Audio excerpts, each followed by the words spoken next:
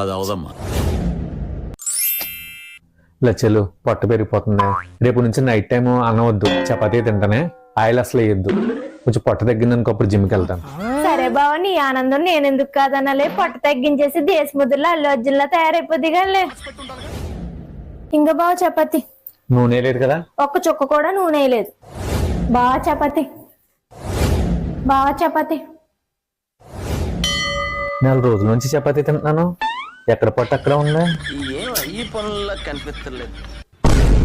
అదేంటమ్మా అంత నూనె వేసేస్తున్నాను. డైటింగ్ అన్నారు కదా, అసలు నూనె వేద్దన్నారు కదా. డైటింగ్ చేసి మీ నాన్న పొట్టగానే తగ్గిందనుకో భూమి మీద అక్కడ నిలబడ్డమ్మా. పొట్ట తగ్గాక జిమ్కి బయలుదేరతాడంటమ్మా. జిమ్కి వెళ్ళాక గుప్పుడు కండగానే వచ్చిందనుకో జబ్బల పనేలు వేసి ఊరంతా ఊరేగుతాడు. అప్పుడు నేను ఎక్కడ కాపలాగా వేయగలను? అందుకని ఇంతమంది ప్లాన్. మీ నాన్న గురించి మనం అంత నలిగిపోయి ప్లాన్స్ ఏమి వేసేక్కర్లేదు.